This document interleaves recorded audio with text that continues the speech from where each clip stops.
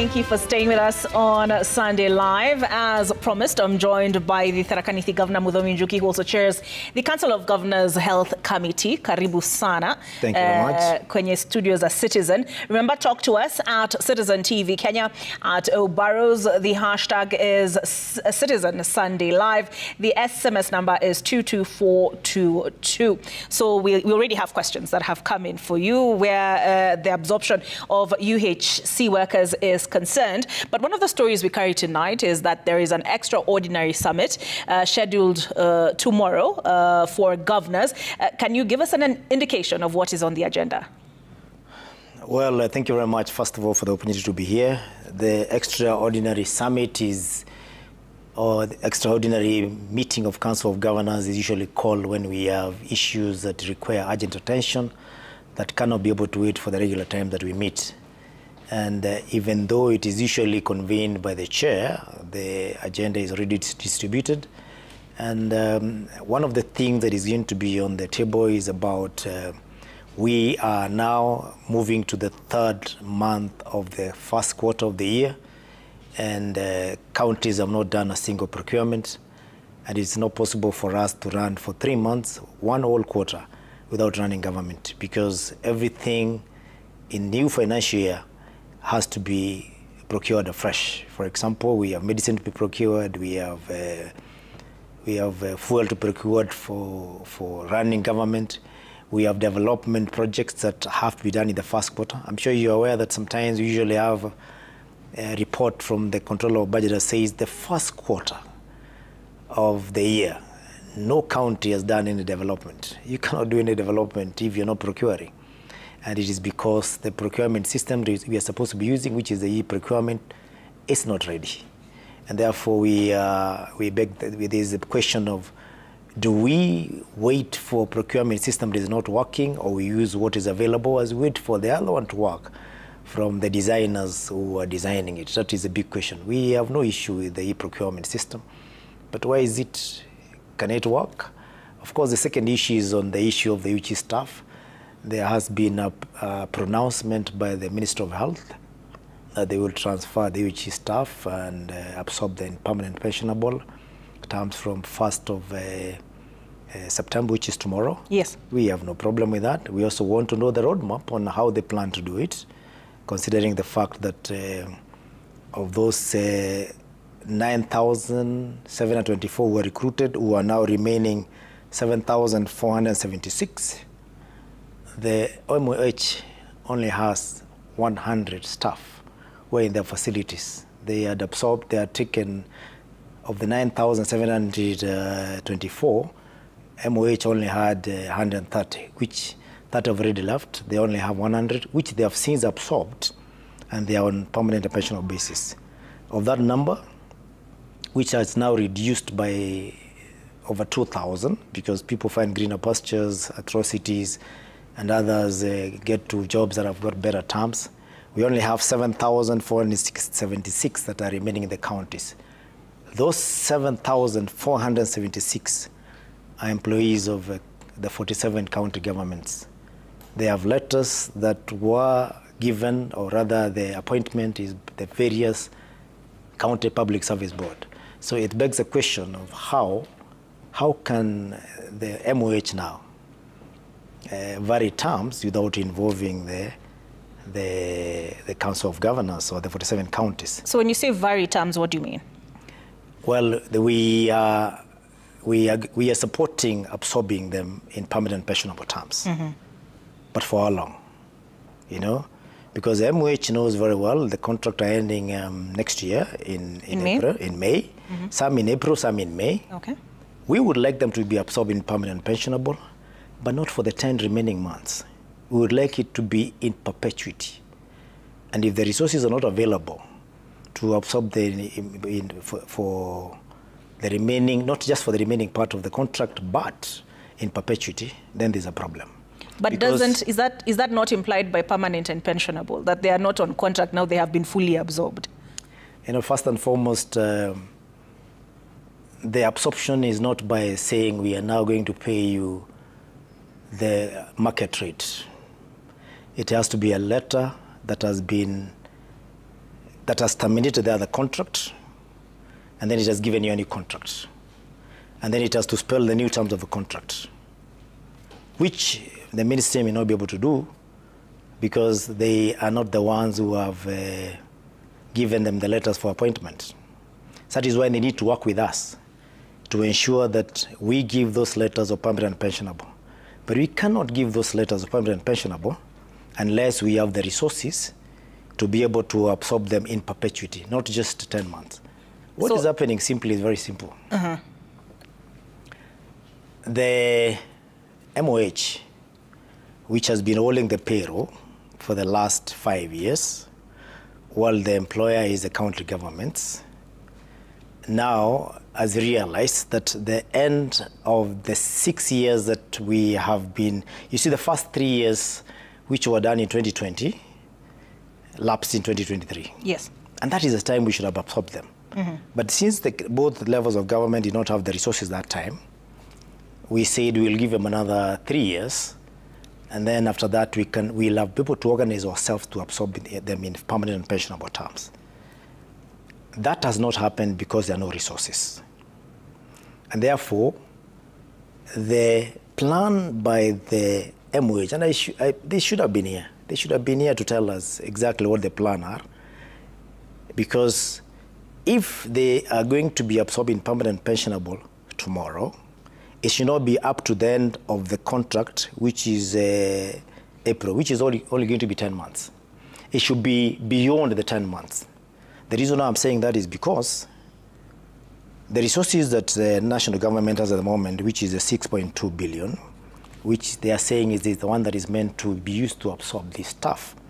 Already, almost 700 has been used in paying the salaries for July and August. So what is remaining is about 5.4.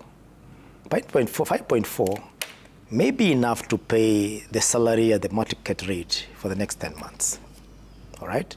Which is okay.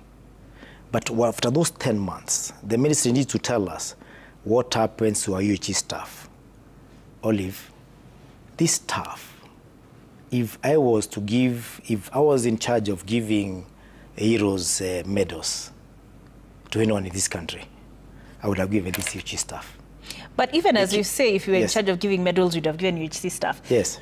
It has felt like they, for the last 3 years at least, yes, they have been an unwanted child, you know, thrown between the MOH and the COG. They're caught in the middle. It's like nobody wants them. They're not thrown. They're not thrown. I'll tell you why would you feel them giving them medals. These people have worked under very difficult circumstances because they came in to solve a problem, which was during COVID. And they took employment in terms that are not commensurate to the work they do because it is not the market rate. Yeah, I see. The statement you released is under the UHC contracts, the workers were paid 50,000 for diploma holders and 40,000 for certificate holders with no other benefits. No other benefits, all right? They do not have, you can imagine for 6 years you've not had any promotion, you've not had any, you're not in the collective bargaining agreement that gives you variation in terms of earning other, you see they're normally giving allowances, extreme allowance, the uniform allowance, and so many other allowances that usually builds up there, including even house allowance. You know, and we do not have to diverge what their colleagues earn here, but this is almost half of what their colleagues earn. You know, I mean, it's half of what their colleagues are earning. Now, after doing all that work, we dupe them with P&P for only 10 months, and we don't provide resources for the counties to absorb them for perpetuity. So how much would that be? How much would you need for that? Well, 7,476 UHC staff will require 7.8 billion every financial year without putting into consideration the CBA and also other yearly promotion, because every year there's a yearly increment. So the county should be able to take care of that when they have these other resources, because of course every year DORA normally increases, and one of the factors that are usually put in consideration is the incremental earnings for the staff. So without the 7.8 billion that we are supposed to that is supposed to be given to counties to absorb this staff, it only means that we will transfer the strikes from MOH to the 47 county headquarters. And it is going to be very sad. And that is why we need to agree with the ministry. Why don't we give the counties in the next DORA, or in the current DORA, the 7.8 billion that says this is the money that you'll use to absorb the UHC in perpetuity? So I'm looking at the statement you released immediately following the Ministry of Health statement on the same, and you talk about meetings having been held. And I see here the dates you've given are 14th of April 2025, 24th of April 2025, and 6th of May 2025 between CUG, MOH, and representatives of UHC workers. Were these issues not canvassed? This issue of, it comes down to the money, as I understand it. Yes, it was canvassed very well. First, we agreed we'll take a head count, which I want to report has since been done. The number by MOH is 7,416. The number by the Council of Governors is 7,476, a difference of 60 workers. I'm seeing here, yeah, 7,414. Yes, and the one for the MOH. Yeah, and the one for Council of Governors is 7,476. So the difference is about 62 workers. That's not a problem, because we can still go down and see whether this 60, whether it was a misrepresentation or they are at. And you see, that is a problem that is created by not following the principles and the law, because health is devolved. Mm-hmm. There was no necessity to have a pseudo arrangement where the workers are with the county governments, but the payroll is with the ministry, because that is the kind of situation. At the moment, when staff leave, it is very difficult for you to actually be able to stop their pay, and most of them usually go for years being paid when they have already stopped working, because the correlation between the counties and the national government in terms of this staff have left. Because if the person supervising the staff is not the person in the payroll, then you have to report to another level for you to stop their salaries once they have left. It's also been a very big issue. We are supposed to replace this staff that have left because the need was there. The need was identified. So you should be asking yourself, this almost 2,200 staff who have left, why have they not been replaced? Because ministry has never replaced a single worker who left. Because to them, it's been an issue of how do we get rid of this problem? How can we get this staff out of our hands as fast as possible? That has been the problem. Mm-hmm. And that is why we are saying now, there should be an arrangement where you should let counties handle the full devolved function like health without having to split it. And ministry, when you talk to them next time, and we are in communication, of course, they are not answering this question. How is it possible for you to vary a contract of an employee who you have not given a letter of appointment if they don't work with the county governments? So we have to come to the table and agree, how do we transition this stuff? And it must be very clear. As Council of Governors, we have no problem with the staff being absorbed. But we want the requested resources to ensure that we don't treat the symptom and leave the disease. So as a Council of Governors, are you saying as of tomorrow the status quo remains, where UHC workers are concerned? I know what is likely to happen. What is likely to happen? What is likely to happen is that the ministry say, we have absorbed you permanent and pensionable. Then the staff will ask, where is the letter? There will be no letter, because we've not agreed on that. So what they'll do, they will increase the salaries to the market rate, all right, for the remaining 10 or 11 months, because the money is there, it is available. After that, if the county governments do not get the requisite money, which can only be in DORA, because there's no other way of transferring money to the counties. So you're saying you're not ready to vary these contracts until this 7.8 billion, you said, is made available? You know, unless we have the resources to know that we are absorbing these people and there's money available to pay them after that, then we cannot give them false hope. That is going to be unfairness to our people. And that is why we are telling the UHC staff, we are on the same side with them. They are our employees. We cannot do without 7,476 workers in our health systems at the moment. We will collapse. We need them. What do you say to the Kenya National Union of Nurses, which say resources follow functions? So they are saying absorb us first, vary our contracts first to PNP, and then the money will follow. That is not what did not happen in 2020. If resources had followed functions, we wouldn't be where we are today. If in 2020, instead of keeping the payroll in Nairobi, the payroll was given to counties, then we would not be where we are today, because we would have requested for resources in the next DORA to absorb them. That did not happen. And I don't need to remind you again, Olive, that since 2023, when we wanted the staff to be absorbed, we were not able to give any extra money to counties for the absorption. That is why they still kept the payroll in the MOH. So ours is very simple. One, the staff are with the county, the payroll is in MOH. We would like the payroll to come to the counties, and it should come with the requisite resources to absorb them for permanent and pensionable. Secondly, we would like the ministry to ensure that we involve counties in future in making the decisions, and also all the other organs of the government, including the Parliament and the Public Service Commission, SRC, so that we don't issue statements in which I would more or less call, I'll say it's more or less like having populist statements which are issued over press conference and sometimes in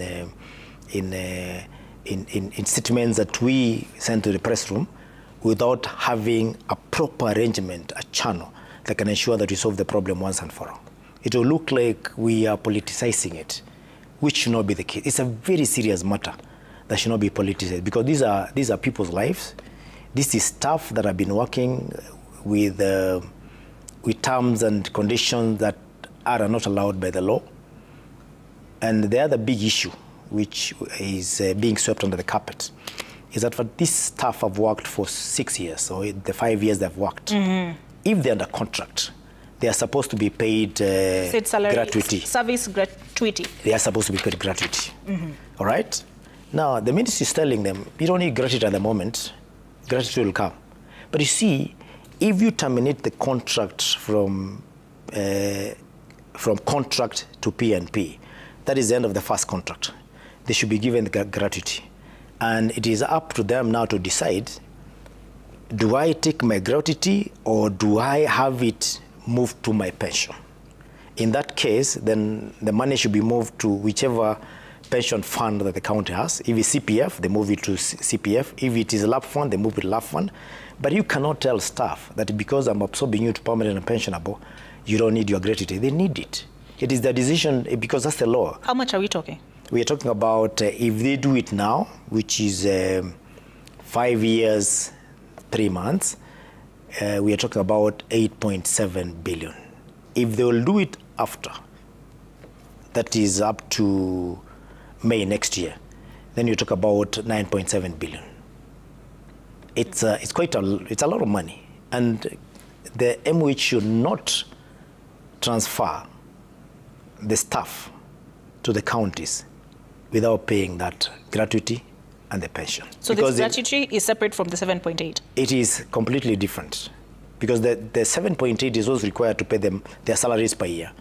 But the gratuity is what's required to be paid one-off for the years they have done, which you cannot transfer them, or you cannot move them to a new scheme without paying the contractual obligation, which is the gratuity in the other contract that has just ended.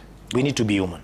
Okay. Yes. All right, let's take a look at before we proceed, at some of the feedback that has come in. We have Isaac Ali 20, who says, as UHC staff, we strongly feel some governors are advancing selfish interests at the expense of our welfare and growth. We urge them to allow the MOH to change our terms of service to PNP while retaining the payroll under the national government until May next year. Your response?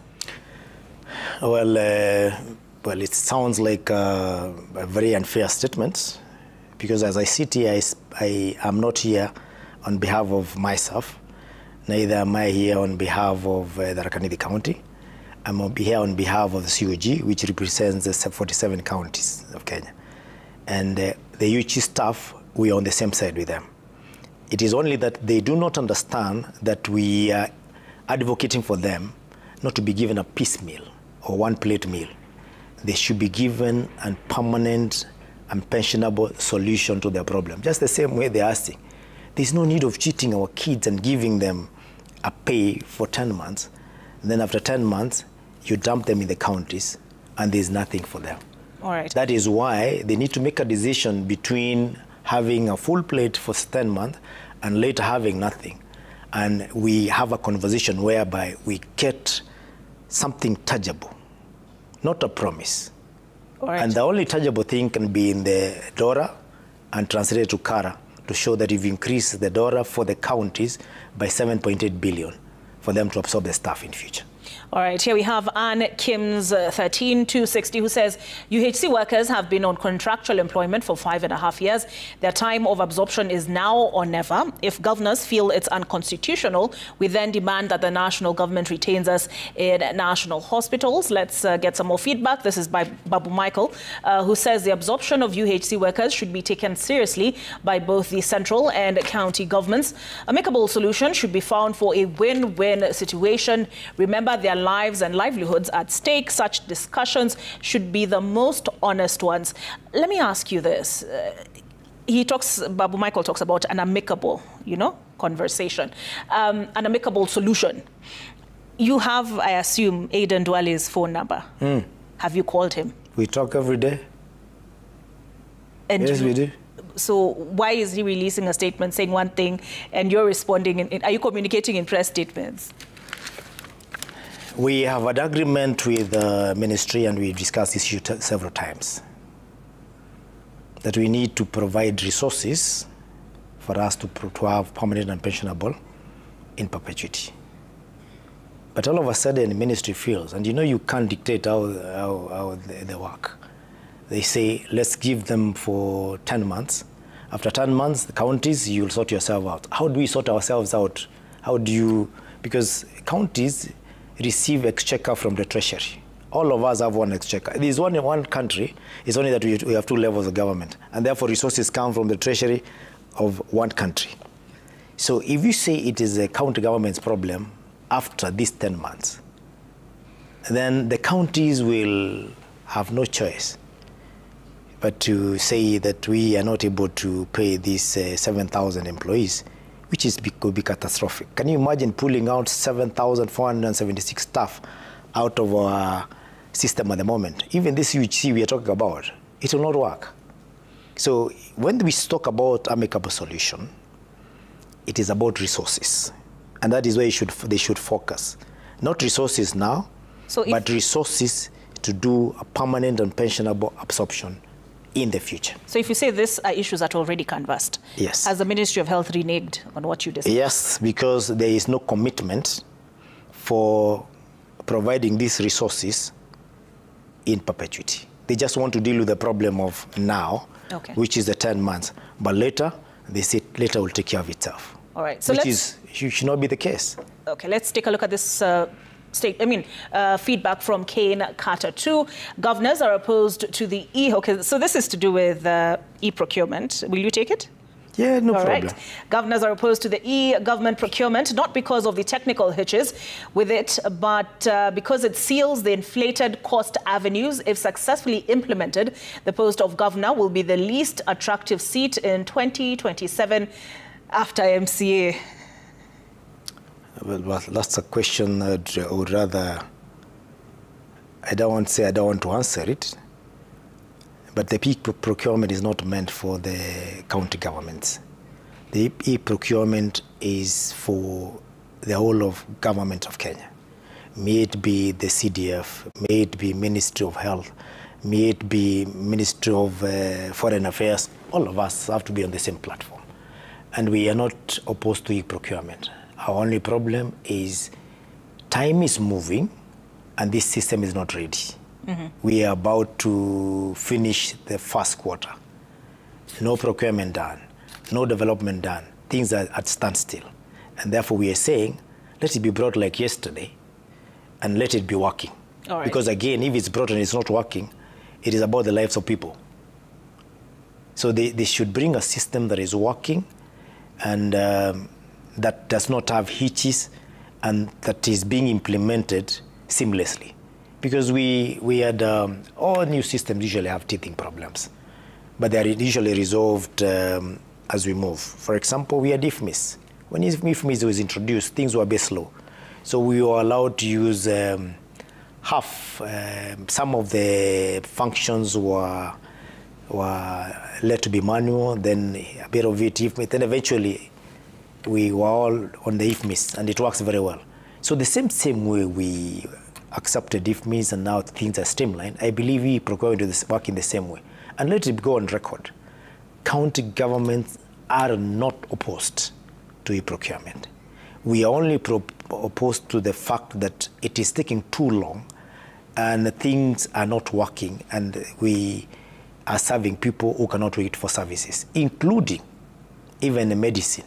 For you to procure that, you procure medicine. Are you allowed to procure outside e-procurement? Of course not, unless you're buying from KEMSA, which is E to E, which is G to G. But sometimes KEMSA may not be having what you need. You need to procure in other areas like the meds, which is also not the government. And therefore, you need a system that is working. That is just one of the examples that is very sensitive.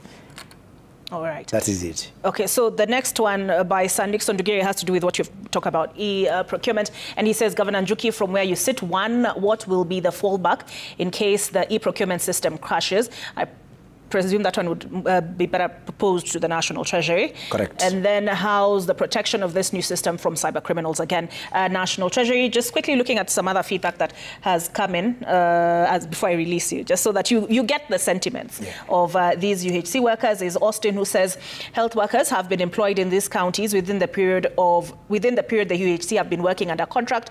Where did the governors get the money? Ama hii ni UHC ndio haiko, but you said the payroll has been with the Ministry. It is still with the ministry. It's still with the Ministry. Paying them half the rate, market rate. Okay. Then Evans Odwori says, kindly ask Njuki this. Why is it so easy for COG to insist on having this staff on punitive contract and terms for the next 10 months? Instead, just show goodwill and immediately allow the change of terms of engagement to PNP. These are children of this nation, not foreigners.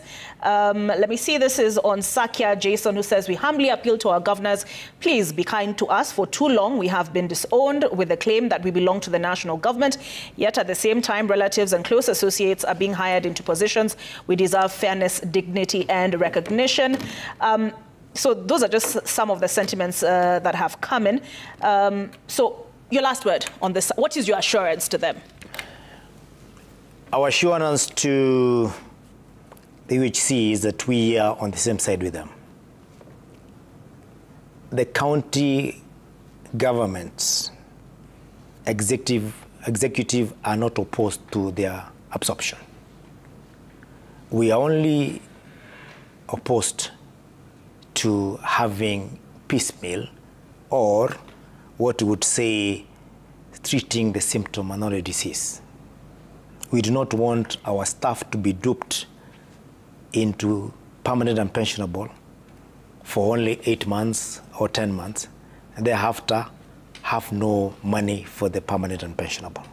We would like, therefore, to have a conversation, the ministry and the COG, and have something that is penned in our agreements, including what we normally call the APAs, on how we shall be able to get the resources for maintaining this staff, not just for the next 10 months, but in perpetuity. Some of them are very young. Most of them are in 20s and 30s. They still have about 20, 25 years to work. There is no way that can be solved by giving them permanent and pensionable for only 10 months without having a future. Okay, that is very important. Okay, I know I'm going to put you on the spot here, and I'm going to ask you to answer it in as little amount of time as possible. This is Christine, who says, why did the governor decide to request MOH to stop the salaries of 138 UHC staff for Tharaka Nithi, while all other UHC staff are getting their salaries? This is the second month without being paid, yet we are working. What is he doing to make sure the salaries are reinstated? That must be a staff from Tharaka Nithi. If you don't work, you don't get pay. And that is what I told you, that when you're having payroll in the ministry and the staff in your facilities, there's a gap where some staff don't report to work, yet the ministry is still paying them.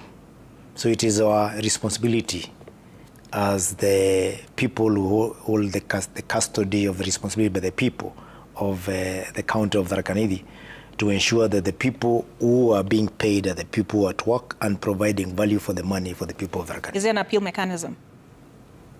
All the staff came back, those who are away, and because it was only maybe less than half of them. We have since written to the ministry and asked them to pay them. So definitely in the next 1 month, I'm sure they'll get their pay. It's not a problem. But I've told them if they leave again, they will not be able to get their salaries. It's not just Tharaka Nithi. It's just that staff may be from Tharaka Nithi. You cannot get a salary if you're not working. It's not fair. All right, so we'll end the conversation there. Thank you very much for speaking to us this evening. The governor of Tharaka Nithi County, Muthomi Njuki, who is also the chair of the COG Health Committee, speaking on the fate of universal healthcare workers in the counties. We take a break, but Citizen Sunday Live continues on the other side.